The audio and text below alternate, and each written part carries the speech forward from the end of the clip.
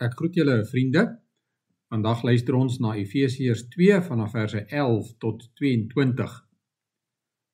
Hou dan in gedagte wat julle vroeër was, van geboorte was julle heidene en julle is onbesnedenis genoem deur die wat hulle self die besnedenis noem. Al is die besnydenis net mensewerk aan die liggaam. In die tyd was julle sonder Christus, uitgesluit uit die burgerskap van Israel, ver van God af, sonder deel aan die verbonde en die beloftes wat daarmee saamhang, sonder hoop en sonder God in die wêreld. Maar nou is julle een met Christus Jesus. Julle wat vroeër ver van God gelewe het nou naby gekom deur die bloed van Christus. Christus is ons vrede. Hy wat die twee, Jode en nie Jode, een gemaak het. Deur sy liggaam te gee, het hy die vyandskap afgebreek wat vroeër soos 'n muurskeiding gemaak het. Die wet van Moses met al sy gebooie en bepalings het hy opgehef en deur vrede te maak, het hy in homself die twee, Jode en nie Jode, tot een nuwe mensheid verenig. Deur sy dood aan die kruis het hy 'n einde gemaak aan die vyandskap en die twee met God versoen en tot een liggaam verenig. Toe hy gekom het hy die goeie boodskap van vrede gebring.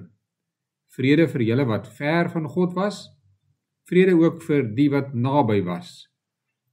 Deur hom het ons almal, Jode en nie Jode, deur die een Gees vrye toegang tot die Vader.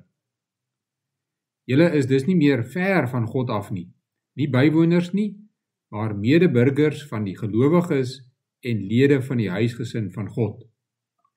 Julle is 'n gebou wat opgerig is op die fondament van die apostels en die profete. 'n Gebou waarvan Christus Jesus self die hoeksteen is. In hom sluit die hele gebou saam en verrys dit tot 'n heilige tempel vir die Here, in wie julle ook saam opgebou word as 'n geestelike huis waarin God woon. Dit was Efesiërs 2 vanaf verse 11 tot 22 uit die woord van die Here. Hierdie gedeelte begin deur die verdeeldheid en vyandskap wat daar tussen besnedenis en onbesnedenis was te beskryf. Die besnedenis is natuurlik die Jode en die onbesnedenis die heidene.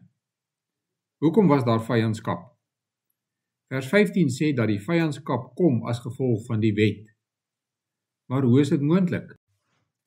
Die wet met al sy gebooie en bepalings is mos deur God gegee. Die probleem was nie werklik die wet nie, maar die manier waarop die Jode die wet uitgeleef het. Die wet was aan die Jode gegee, sodat hulle aan die heidene kon wys wat God wil hê. Hulle was veronderstel om 'n lig vir die nasies te wees. Maar in plaas daarvan om dit te doen, het die Jode die wet vir hulle self gehou en die heidene verag, omdat hulle nie die wet het nie. Hulle het neergekyk op die heidene, omdat hulle sonder die wet geleef het. Aan die ander kant het die heidene die Jode verag, omdat die Jode hoogmoedig op hulle neergekyk het.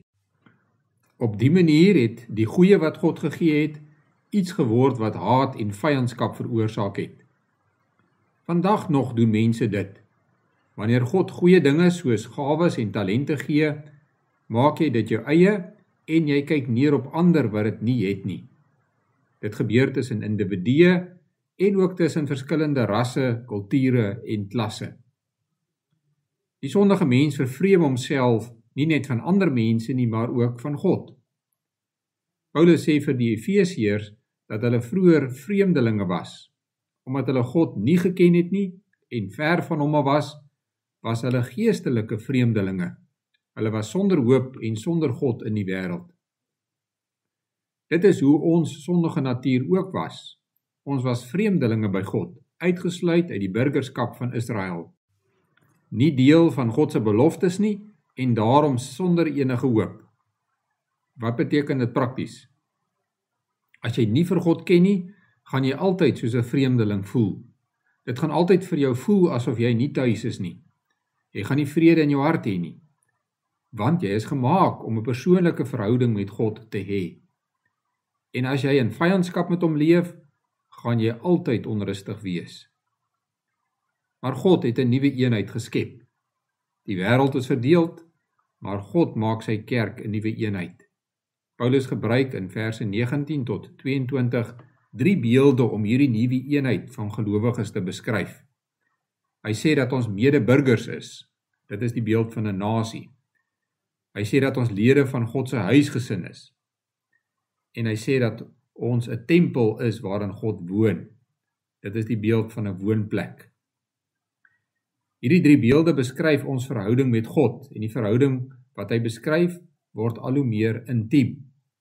'n Koning leef saam met sy burgers in dieselfde land, maar 'n vader leef onder dieselfde dak as sy kinders. Maar God bly in die tempel. Hy lewe nie net naby die stene nie, hy leef in die stene. Dit beteken dat God se kerk een is met hom. Vers 13 sê dat ons wat vroeër ver van God gelewe het, nou naby gekom het. So naby dat ons een is met hom. Daarom moet ons verhouding met God nie net ons lewe beïnvloed nie, dit moet ons lewe verander.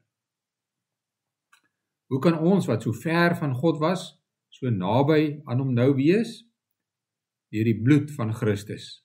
Hy het sy lewe gegee, en omdat hy in ons plek gesterf het, is daar nou vrede tussen ons en God. Hierdie 3 beelde beskryf nie net gelowiges se verhouding met God nie, maar ook hulle verhouding met mekaar. Gelowiges is 'n eenheid met mekaar.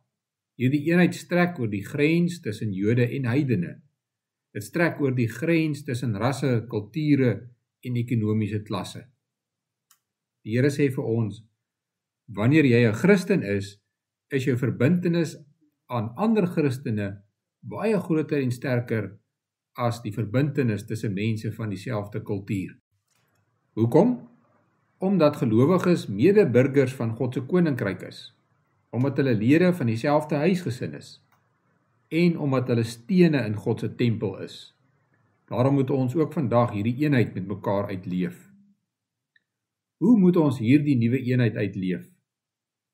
Ons hou nie altyd van al die ander Christene wat ons ontmoet nie.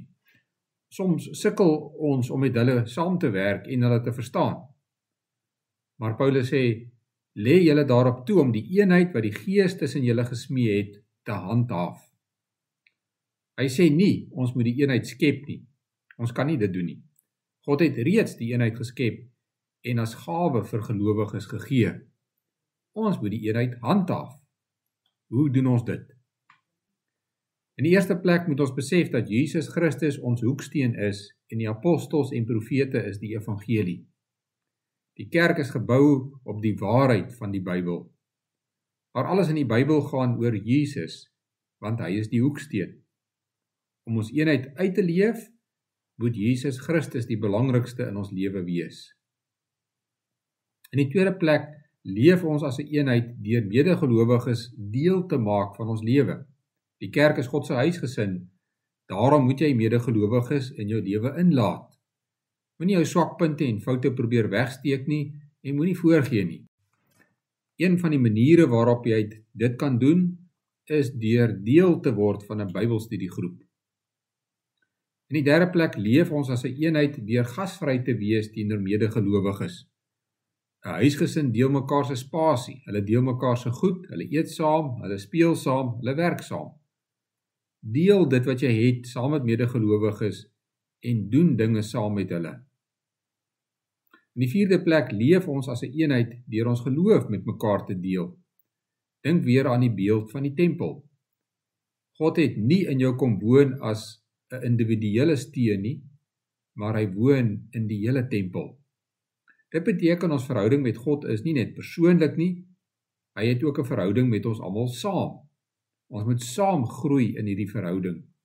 Ons moet God saam dien en met mekaar praat oor ons verhouding met hom. God het dus 'n nuwe eenheid tussen medegelowiges geskep. Gaan en handhaaf hierdie eenheid. Gaan leef hierdie eenheid ook uit. Kom ons bid saam. Onse Vader wat in die hemel is, laat u naam geheilig word. Laat u koninkryk kom, laat u wil geskied. Net soos in die hemel, net so ook op die aarde. Gee ons vandag ons daaglikse brood en vergewe ons oortredinge, soos ons ook die vergewe wat teen ons oortree. En laat ons nie in versoeking kom nie, maar verlos ons van die bose, want aan U behoort die koninkryk en die krag en die heerlikheid tot in ewigheid. Amen.